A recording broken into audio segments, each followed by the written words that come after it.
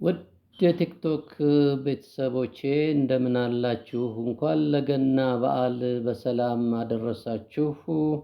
ለጌታችን መድኃኒታችን ኢየሱስ ክርስቶስ የተወለደበት በዓል በሰላም አደረሳችሁ። መልካም በዓል ይሁንላችሁ።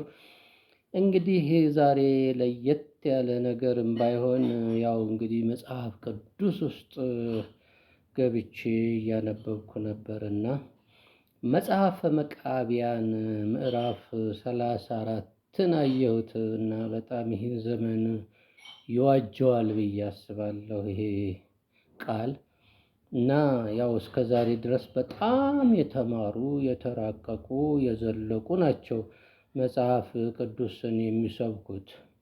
ዛሬ እስኪ እንግዲህ አንዳንዴ ጨዋ መስበክ አለበት።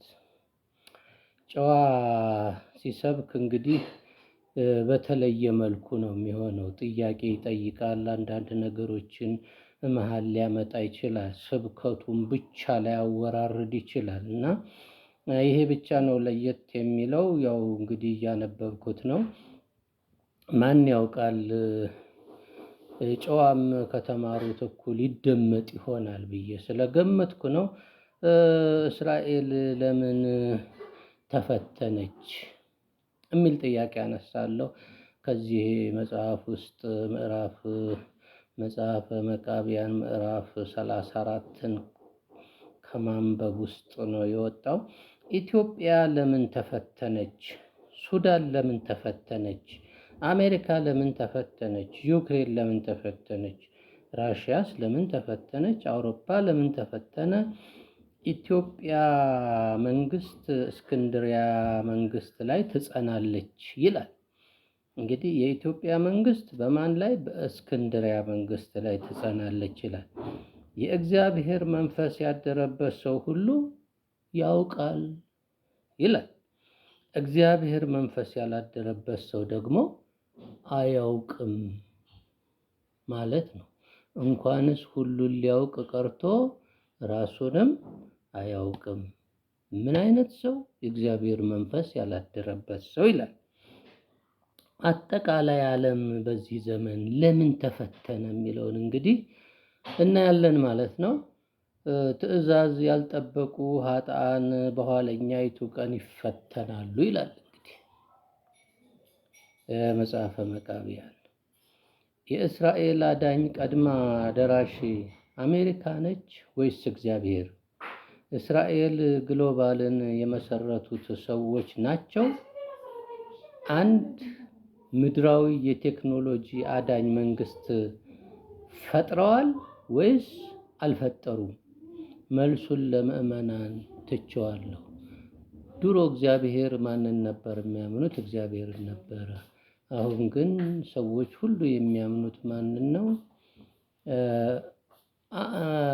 ማለት ሰዎች ሁሉ ሳይሆን ያው እስራኤሎች የሚያምኑት አንድ ምድራዊ አዳኝ መንግስት ከጎናችን አለች፣ እሷም አሜሪካ ነች ብለው ያምናሉ ማለት ነው።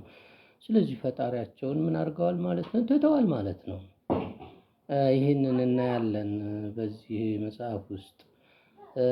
እንግዲህ ህንደኬ፣ ኖባ፣ ሳባ፣ ግብፅ፣ ኢትዮጵያ ያን ጊዜ ሰማይና ምድርን የምገዛ ክብርን መወደድን የምሰጥ የምገልጽና የማድን የምገድልና የማድን እኔ እግዚአብሔር እንደሆንኩ ያውቃሉ ይላል። እንግዲህ ከመከራችን ነው የምንማረው ማለት ነው። እንደሆንኩ ያውቃሉ ይላል። የደከማችሁበትን የበጎቻችሁንና የላሞቻችሁን መንጋ የሚበሉ የማታውቋቸውን አሕዛብ የማመጣ እኔ ነኝ ይላል እግዚአብሔር።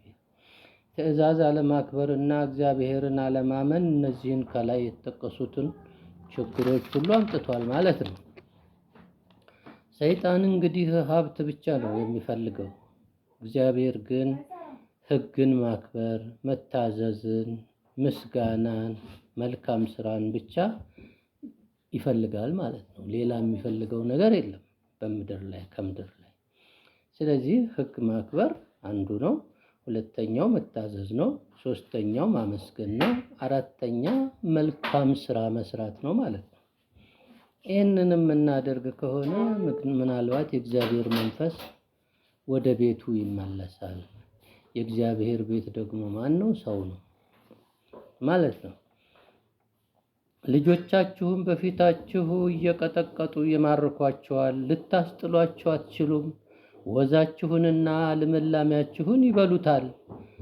መቅሰፍትንም ጥፋትንም መከራን የማመጣ እኔ ነኝ ይላል እግዚአብሔር። ትዕቢትን፣ አለመታዘዝን፣ ኩራትን፣ ስካርን፣ ክፋትን፣ በፍርድ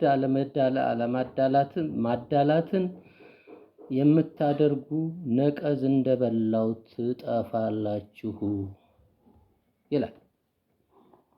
ይህ እየተፈጸመ ያለ መሰለኝ እና እንግዲህ ይሄ ሀገራችሁ በምድረ በዳ ትሆናለች። ቀድሞ የሚያውቋት ሁሉ እጁን ያጨበጭባል። ቀድሞ የሚያውቋት ሁሉ እጁን ያጨበጭባል፣ እሾህና አሜኬላም ይበቅልባታል ይላል። እንግዲህ እስራኤልን እያስጠነቀቀ ነው። እንግዲህ እስራኤልን ዋና ልጆች የሚላቸውን እያስጠነቀቀ ቢሆንም ዓለምንም በዚሁ እያስጠነቀቀ ነው ማለት ነው ይሄ ቃልና ይህን ይመስላል እንግዲህ የጨዋ ስብከት። እንግዲህ አንዳንዴ ብቅ እያልን መጽሐፍ ቅዱስ እያነበብን ደግሞ እንሰብካለን ማለት ነው። ስለዚህ ለዛሬው እዚህ ላይ አቆማለሁ። አመሰግናለሁ። ባይ ባይ። መልካም የገና በዓል